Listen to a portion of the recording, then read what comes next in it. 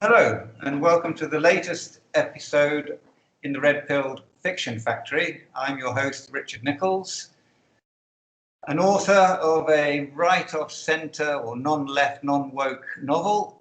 And the purpose of this channel and the interviews is to introduce other writers who have gone down the same route I have.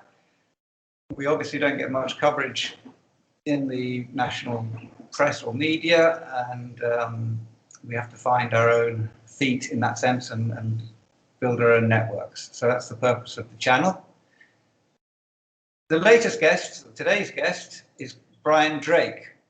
I first came across Brian in a Facebook group dedicated to the politics surrounding the Ian Fleming character James Bond, which is obviously a bit of a hot topic at the moment and a controversial one. Like me, Brian is concerned about the way the franchise seems to be turning the James Bond character into yet another sacrificial victim for the woke movement that swept through so much of our culture. And we found that in common. So from there, I learned that he was also a writer, but not just any writer. He's written, it seems, dozens of books we'll come on to. And we'll be talking about his work today and how in some respects, we'll go on to the Fleming theme.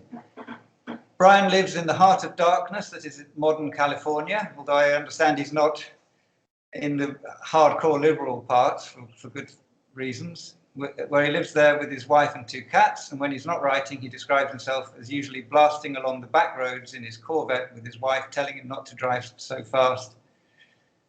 But luckily, he says the engine is so loud that he can't usually hear her. I forgot I wrote that. He's written several books, well, as I say, many books. They tend to be in collections. There's one standalone novel, as far as I can tell, called The Dangerous Mr. Wolf, but I suspect that's going to turn into a collection as well. And I've read one of them, one of the books. It's called The Termination Protocol. It stars one of his main characters, I think, Scott Stiletto. It's very much, there we are, it goes back to the roots of action thrillers, really, the style, but we'll let Brian discuss it later. But I found it very reminiscent of the 60s and 70s and early 80s novels that used to come out in quite great volumes. Don Pendleton was the leading light, as far as I can recall. It's all straightforward, no nonsense action. With cars, women, guns, and violence. Brian, I'd like to say hello and thank you for coming on the show today. Would you like to introduce yourself after what I've just said? I think you did it all. There really isn't much for me to add there. Nothing that would be terribly interesting anyway. But you have a career that is of interest, surely, to the writing profession that you've also entered. You unlike many of us who've gone into down this route, you were in the media, it seems. I still am.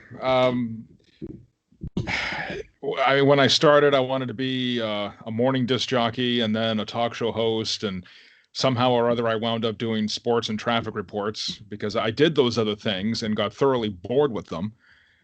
There's only so many times you can play Britney Spears before you just go insane.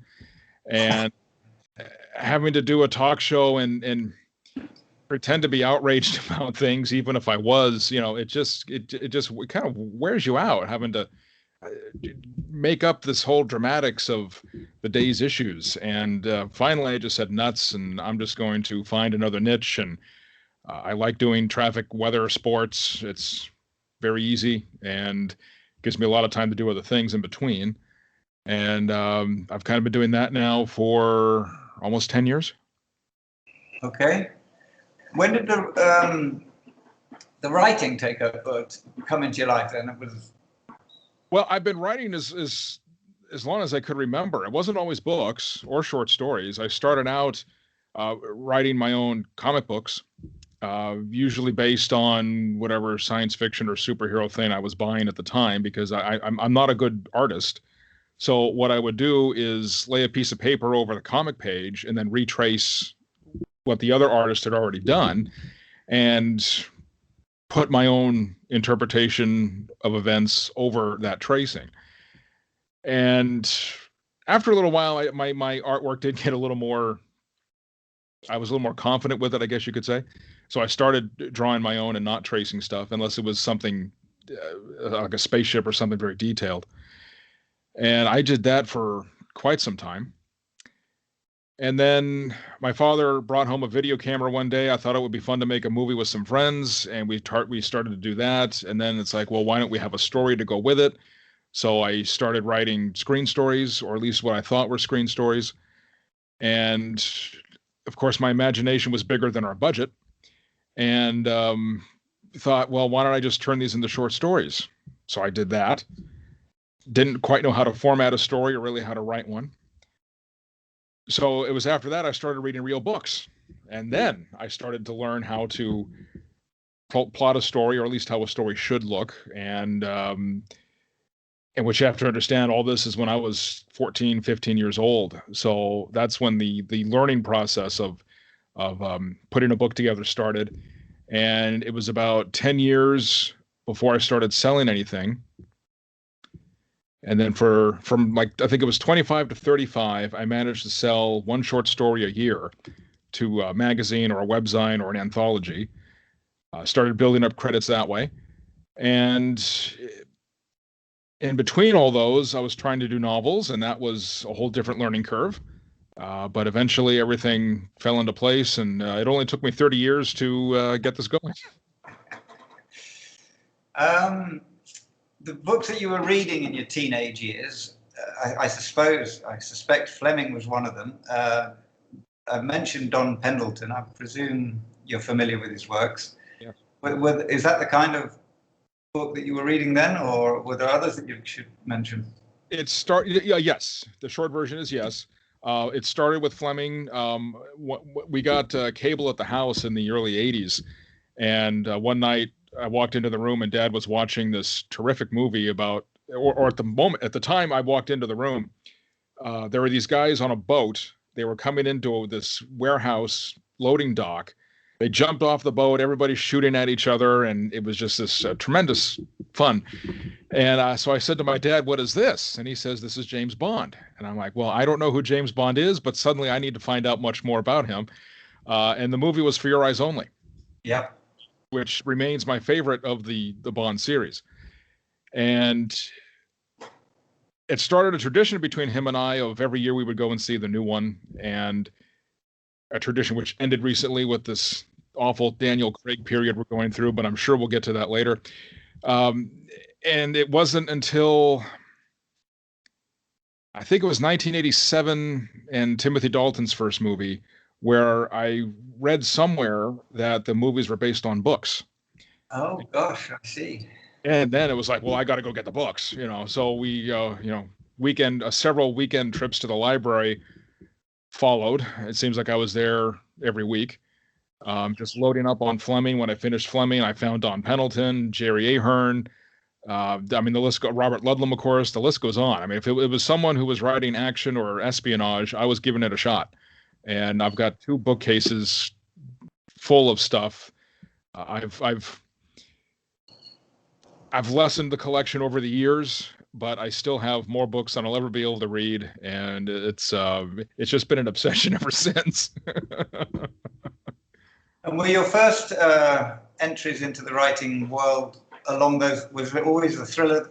Was the genre for you, or did you try in other directions as well? I did. I took a short detour. It was basically at the end of the Cold War, where I wasn't sure we were going to have spy stories anymore. So it's like, well, what else can I write? And then I found mystery and detective fiction. I read a lot of Mickey Spillane and guys like him. And I started doing crime stories. In a way, that was a necessary detour because it really taught me how to write better. I mean, with all due respect to Fleming, Pendleton, and Ahern, they had a particular style that is not very complex.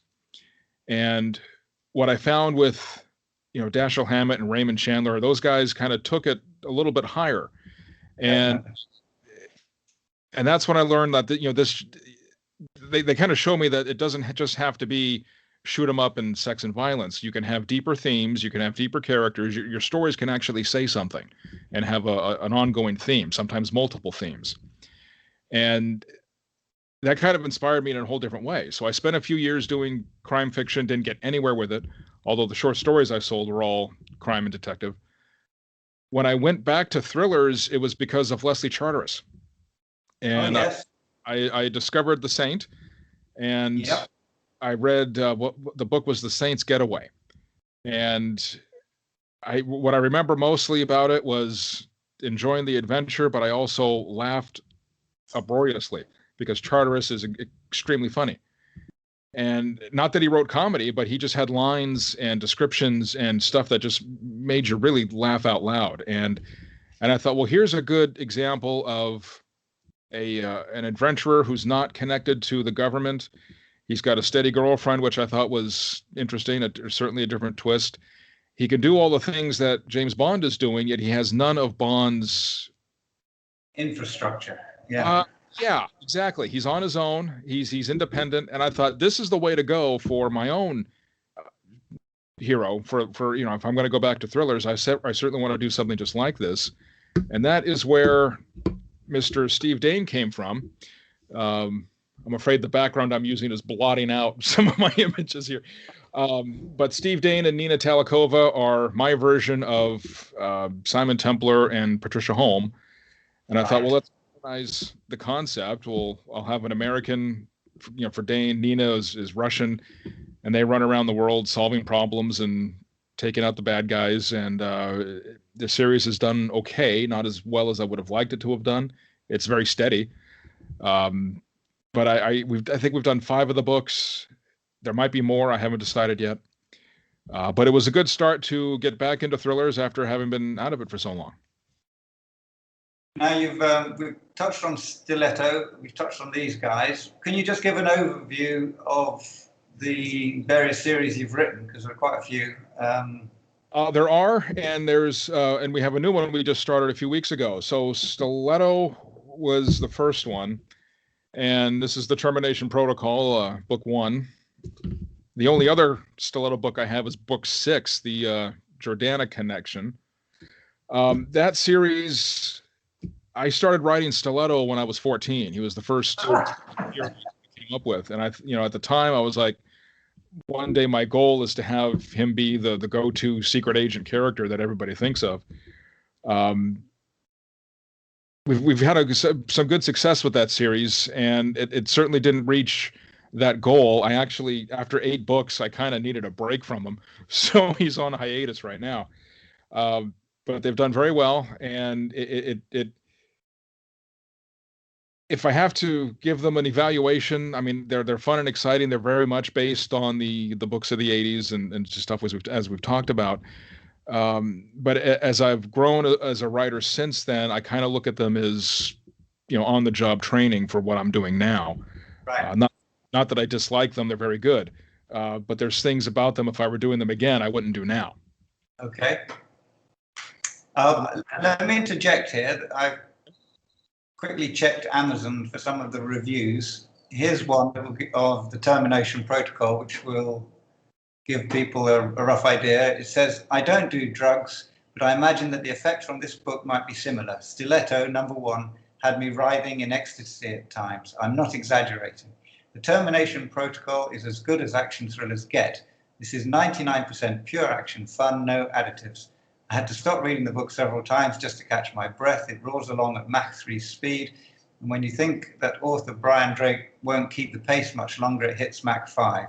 Stiletto is relentless. At around 300 pages, it's crammed with more action and plot twists than any big-name doorstop thriller, with double the word count. This is Drake and Stiletto at their finest." Just to give people a glimpse into what you're doing. Go on then. So what are the other collections or series that you've written? Well, we talked about Steve Dane. This is the latest one, Show No Mercy, in the Dane series. It's the only one that is not in the current 4-book box set that my publisher has put out. Although later this year, they're going to split that box set up into individual volumes and there'll be ebook and paperback for each. Right now, it's just an ebook. So 5 books in that series. You mentioned The Dangerous Mr. Wolf. That was actually one standalone and I think 4 short stories, and they just put it into one volume. I probably won't be going back to him because him as a character has stopped being of interest. He was just kind of the urban vigilante, and this day and age, I just don't know if that still works. Even the police aren't allowed to stop crime anymore. That's very true. But in the age of the iPhone and the CCTV camera, it's hard to be undercover. Just shoot up a warehouse full of bad guys and not somehow get caught on camera. So I never say never to anything. I learned from Connery not to do that. So maybe we'll see more of Mr. Wolf in the future, but in the meantime, yeah, that's just one book.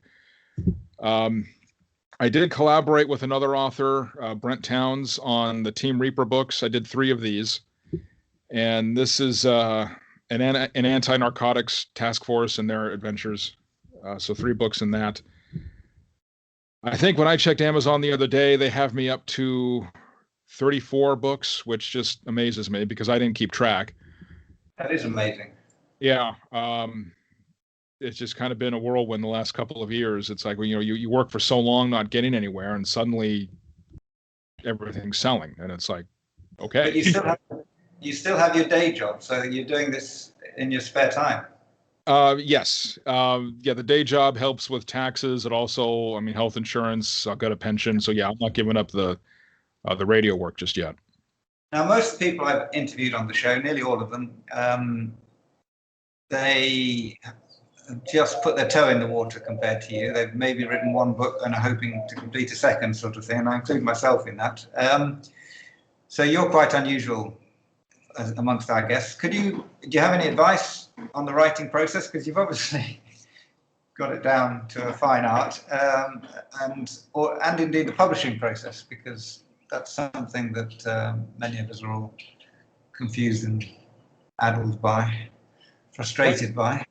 I never say I have it down, because I'm always learning. If you look at this Team Reaper book, for example, and compare it to my latest series, Sam Raven, there is a huge difference in, I don't want to say quality, I don't want to say storytelling, that it's just more mature, I guess. So it's like you're always learning how to do things better when you're telling stories. The only advice I can give is to keep at it. The first 4 or 5 books I wrote, it didn't go anywhere. They weren't very good either. But I learned each time. The 4th one or the 5th one was certainly better than the first. And it's just it's a continuous learning process. As you need to read a lot. You need to write, if you can, every day. It doesn't have to be a book or a short story. Just write something. Just describe something you saw during the day, and a couple of paragraphs. It's a skill you learn over time. Certainly, I think the older you are, the more experienced you are, the better chance you have. When I was doing this at a very young age, there were just things I didn't know about life, people, situations in general. It was hard to portray those things. Now, it's actually very easy. It's one thing to say, well, I read a scene in such and such a book, and I'm going to duplicate that. Yes, you can, but you don't have the benefit of the author's experience in whatever that scene is. Say it's a fight scene or a love scene or something like that. If you're just duplicating what someone else has done, it comes off very one-dimensional. And there's other authors that are very experienced and they're very one-dimensional too, and they do just fine. It's luck of the draw in some cases. But now that I've been in a couple of fights and had some other experiences, it's a little bit easier to write those scenes. Not that I go around getting in fights. It was for research purposes. Well, yeah, it was a couple of schoolyard fights when I was young, but it's a fight's a fight. If once you've been hit, you don't need to be hit again. Or when you hit somebody else, you don't need to do it again. It's just a continuous learning process. There's no magic wand. You just have to do it every day. Publishing wise, I was, I've done magazines and webzines and anthologies. I've learned to work with editors. I was in newspapers before, so writing the deadlines and following a style sheet, that was all very natural. Not everybody has to follow those things, but it did help when I finally did get my current publisher. I've had two publishers. The first one I almost had to sue, and that's a whole other adventure. But the current outfit I'm with is very good. This is Wolfpack Publishing, isn't it? Yes, they're out of Las Vegas, and they have all of my material right now. We have a pretty good relationship, I think, and hopefully it continues for a while.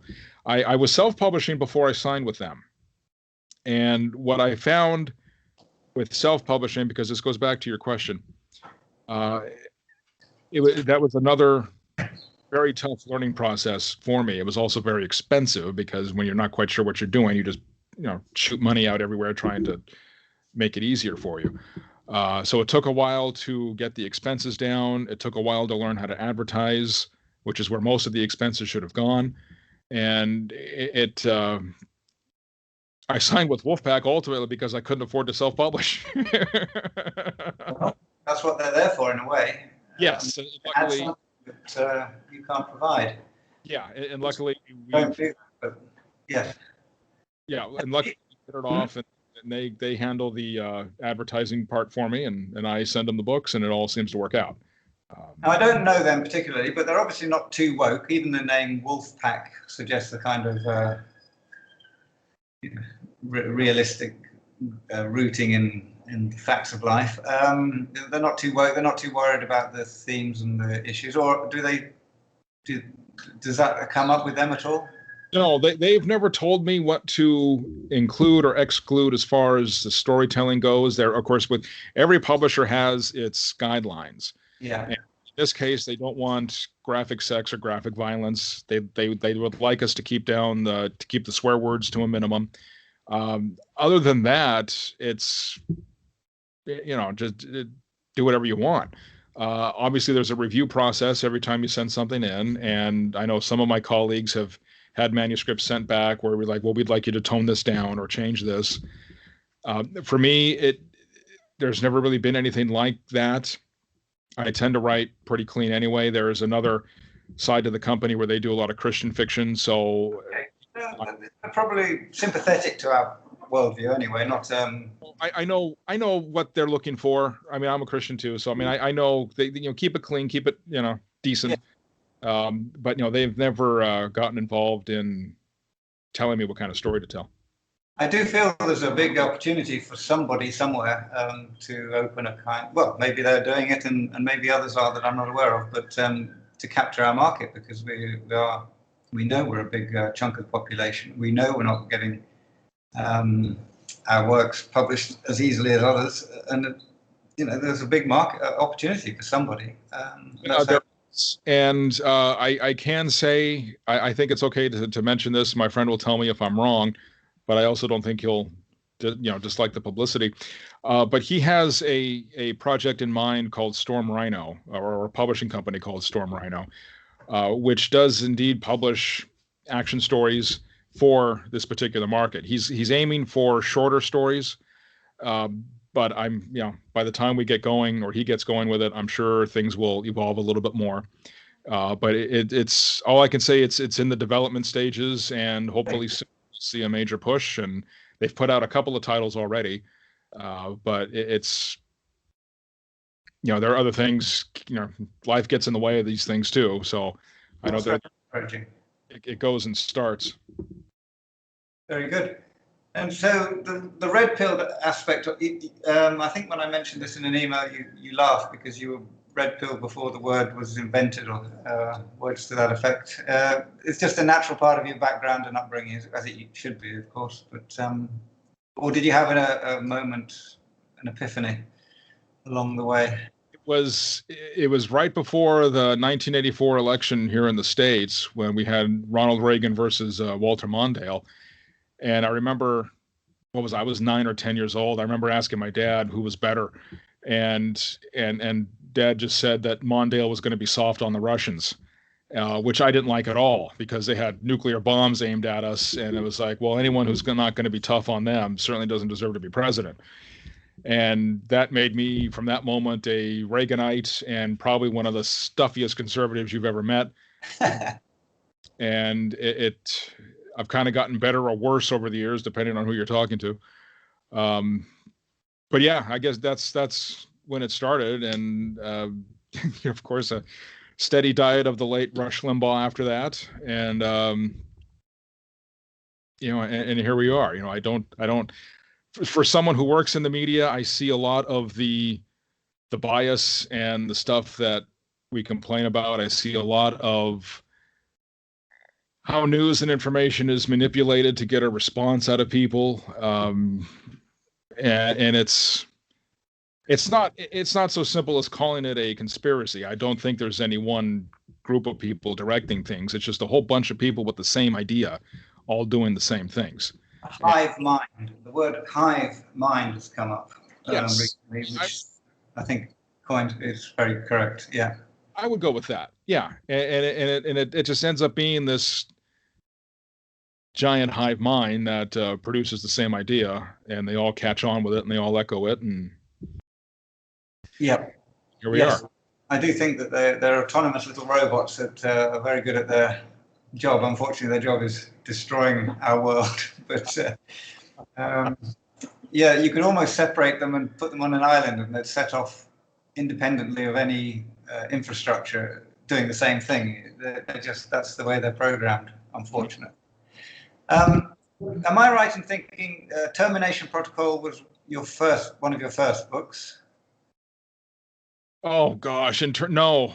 I wrote Termination Protocol after I did many of the Steve Dane books. So, because I was going to use it as it's the one I've read. The politics is very.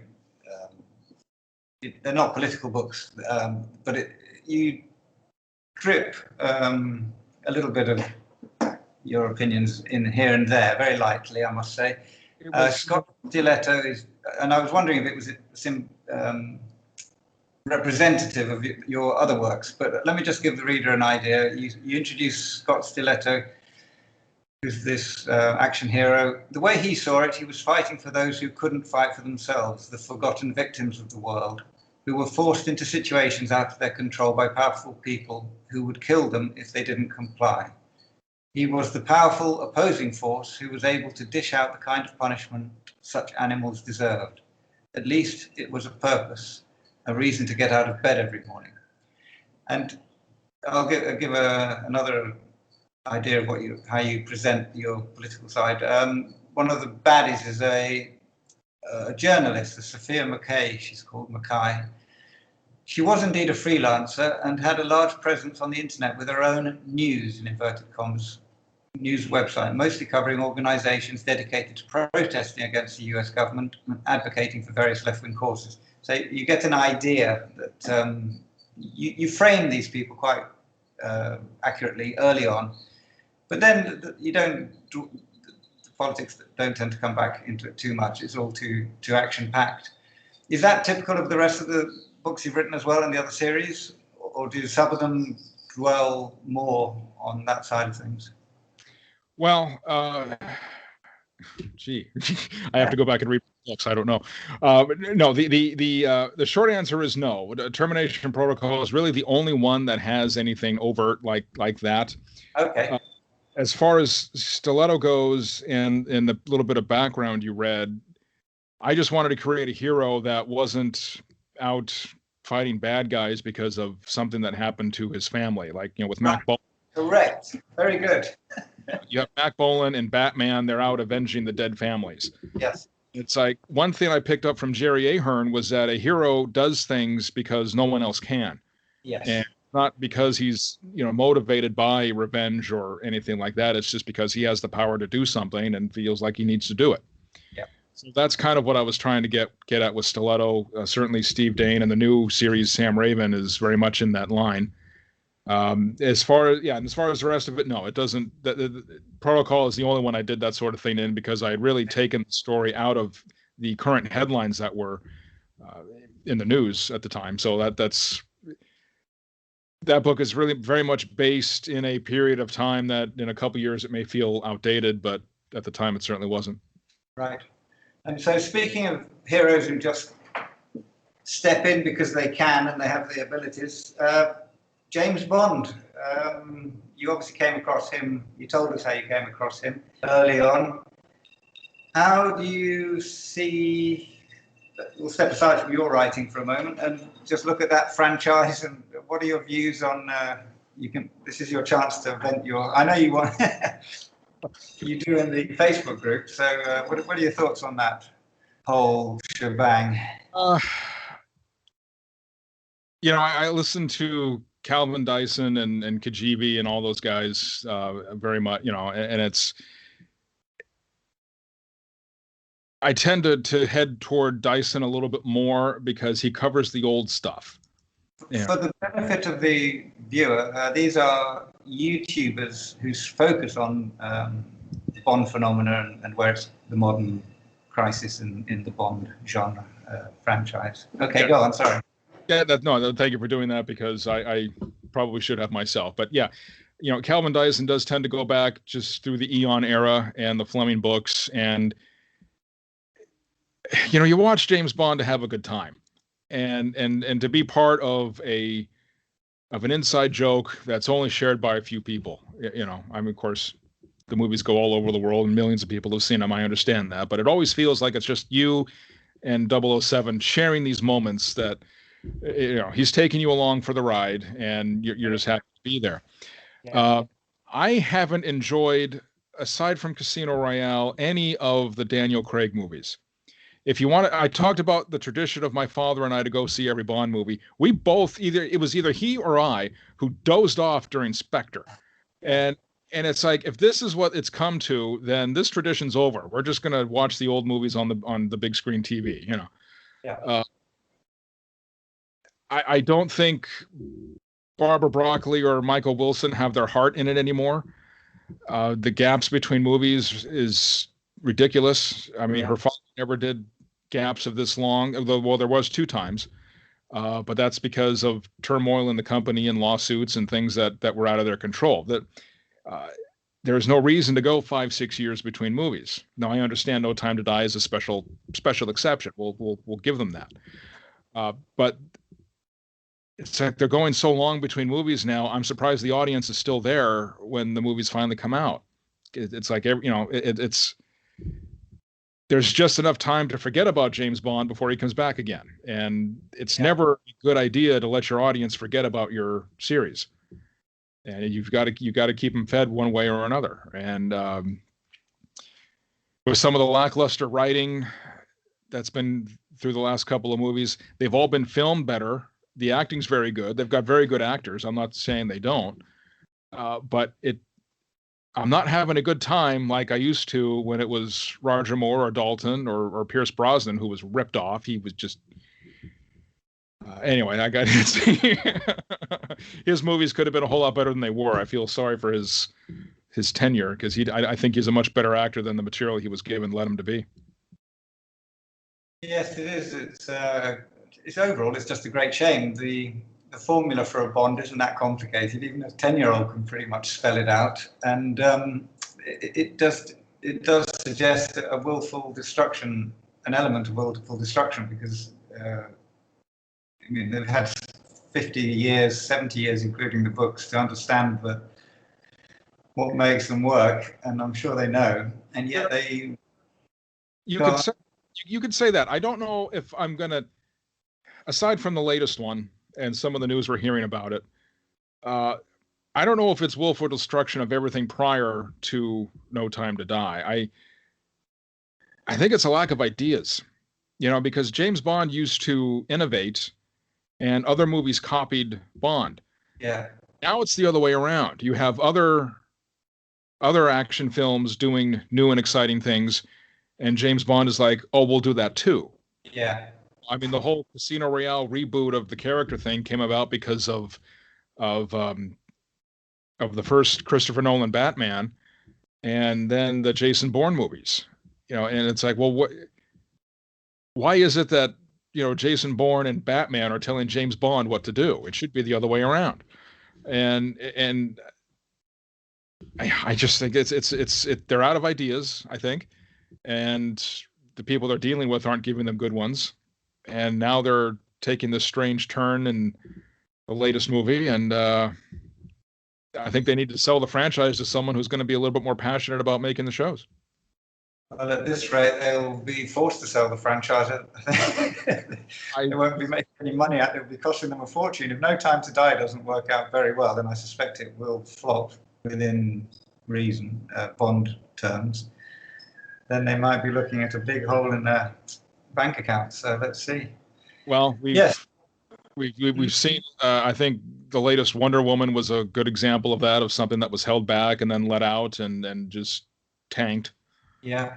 So, I mean, unless there's a way to get it back in theaters and get everybody back into theaters, people who are willing to do so, it might not be Spectre or Smersh that kills Bond.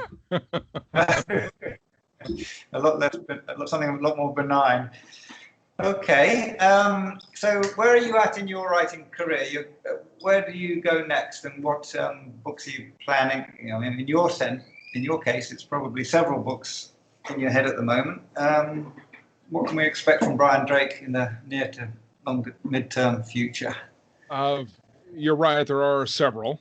There are books I'm never going to have time to write, unfortunately. But the current effort is the Sam Raven series. And I wish I had a paperback to show you. I don't. They've just come out. But this one is, if the other books were my attempt at pretending to be Fleming or Don Pendleton, with Sam Raven, it's finally my effort to just be Brian Drake. What does Brian Drake write a book like? So it has all the same ingredients and all the action and the adventure of all the other books, but these are probably the first books I've done where I could specifically say it's all me, and I'm not in certain areas trying to be somebody else or trying to be one of my heroes, So from that aspect, there's a lot riding on the books for me. The first one's out. The second one comes out, I think, next week. And then book 3 is in late May. I just finished number 4, and I'm plotting 5. So Mr. Raven's going to be our focus for a while. How come they're all coming out together? You've written them already and they're just being put into publication together, or? I wrote the first 3 books middle of last year. The lockdown was great for me because it gave me more time to write. So I banged out those 3 books, and so now they're putting them out one after the other. Book 4 is due in June. Crikey. Probably won't see it until September, October-ish. It's going to be a while. And then by then I'll have probably 2 more done, and just put them out as the schedule allows. And beyond Mr. Raven, have we got anybody else in mind? I've got, there's a lot of things I would like to do, a lot of standalones. I wouldn't mind going back to mystery and detective stories. There's just not a lot of time. And if I had more time, I could get them all done. But there's only so much time, and I got to work on what sells right now. And of course, all the other ideas are just things I think about from time to time. It's nothing written down. If I were to get serious and actually start making notes on things, maybe I can get those projects done. But in the meantime, it's a lot of, wouldn't it be nice to ... and maybe we'll get there someday. Well, sadly for us writers, I think the lockdown's coming to an end. Not that I was in favour of it, but as you say, it was a great opportunity to bang away at some of the works that we had in our backlog. But very good. Well, I normally say when you've completed your next book, come back on the show. But it sounds like you're putting one out every month. You'd be on the show non-stop. But we will get you back at some point, hopefully. Maybe once a few of these are out and I'll have a chance to read them. Okay. That'd be terrific. And I greatly appreciate you coming on. All right. Well, thank you for having me. We will be following you from now on. Thank you very much, Brian Drake. All right.